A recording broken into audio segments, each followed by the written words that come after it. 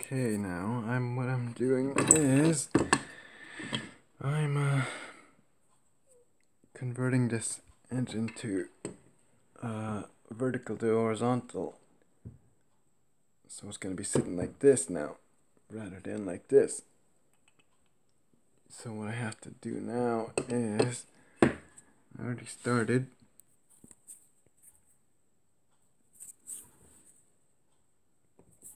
All I gotta do to this one is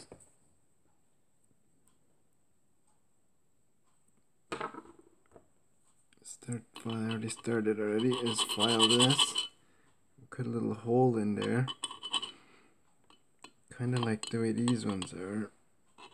See this? I'm gonna have to block this one off. Put some JB Weld on it and just block it so no oil drains out of there.